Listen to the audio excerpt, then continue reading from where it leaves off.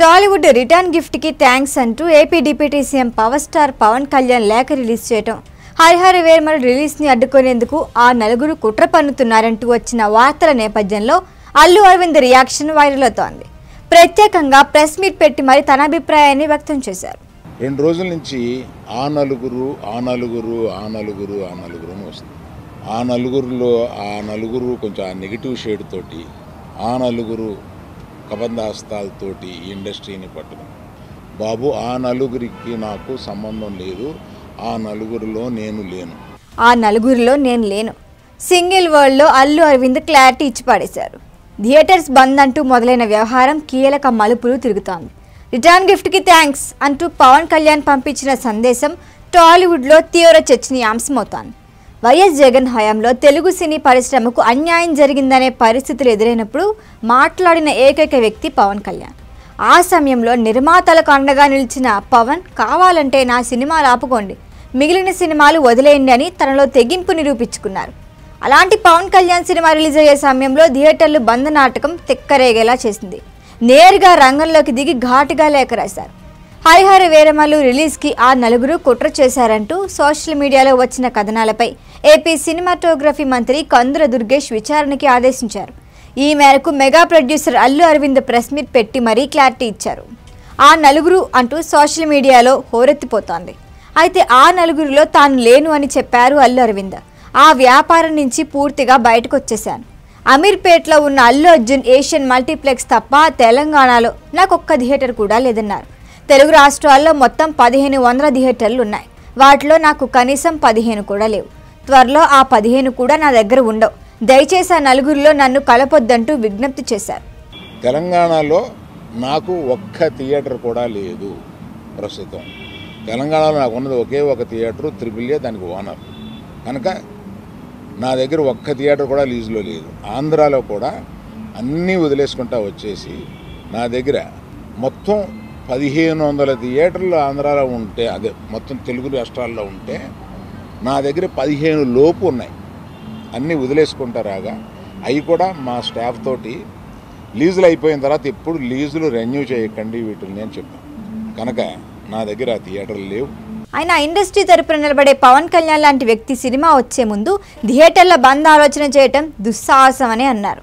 Cinema పరిశ్రమ నుంచి రాజకీయాల్లోకి వెళ్లి సినిమా పరిశ్రమకి సహాయం చేస్తున్న వ్యక్తి ఆయన.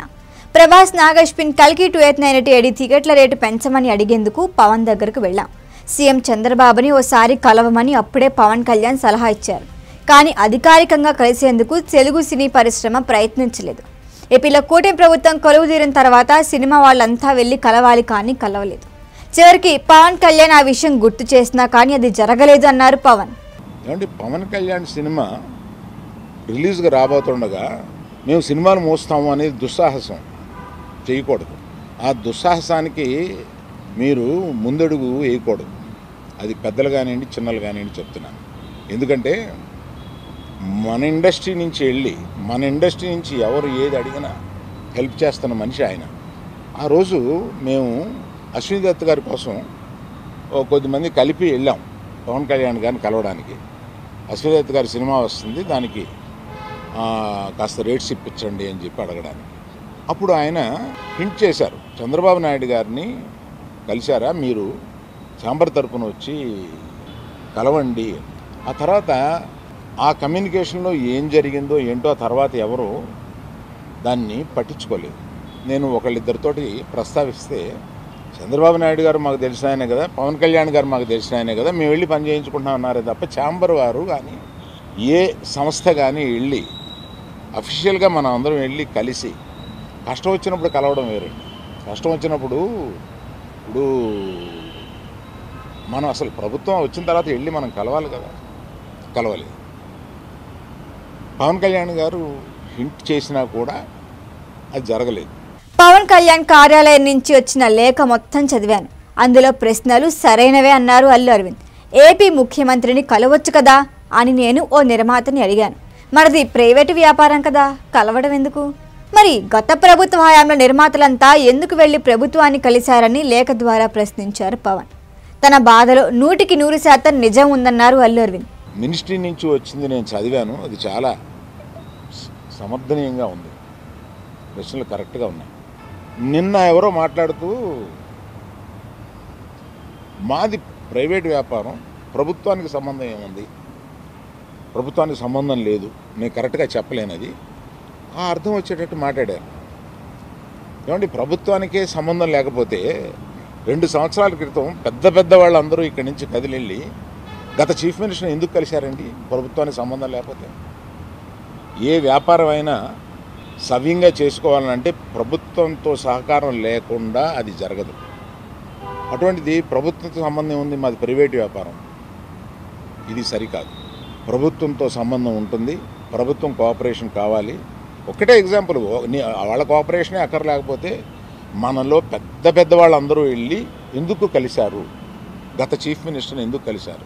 అయితే పవన్ సినిమా రిలీజ్ ముందు థియేటర్లు మూసేస్తామని బెదిరిస్తున్నారా?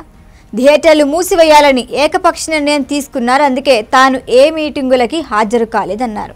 థియేటర్ల మూసివేత ఘటనపై ఏపీ సినిమాటోగ్రఫీ మంత్రి కందులు స్పందించిన తీరు సహజంగా ఉందన్నారు. తనకు ఆ నలుగురికి ఎలాంటి సంబంధం లేదని మరొకసారి స్పష్టం చేశారు అల్లు అరవింద్. దీంతో ఇప్పుడు బాల్ మిగిలిన డిస్ట్రిబ్యూటర్ల కోర్టులో పడింది. ఏపీ తెలంగాణలో ఎక్కువ థియేటర్లు సురేష్ బాబు, దిల్ రాజు దగ్గరున్నాయి. మరి వ్యవహారానికి ఎప్పుడు ఫుల్ స్టాప్ పడుతుందో చూడాలి. 1వ తారీఖు నుంచి మేము థియేటర్లు మూసేస్తాం అన్న దీని మీద ఆంధ్రప్రదేశ్ సినిమాటోగ్రఫీ మినిస్టర్ గారు రియాక్ట్ అయిన విధం చాలా సమంజసమైందని నేను ఫీల్ అవుతున్నాను. ఎందువల్లంటే నాకు కూడా మీరు ఆన్ రికార్డ్ చెప్తున్నాను, ఈ థియేటర్లకు సంబంధించిన ఏ మీటింగ్లోనూ నేను వెళ్ళలేదు, నేను కావాలని వెళ్ళలేదు, నాకు ఇష్టం లేదు. ఈ థియేటర్కి సంబంధించి 3 మీటింగులు జరిగినాయి. 3 మీటింగ్లకి నేను వెళ్ళలేదు.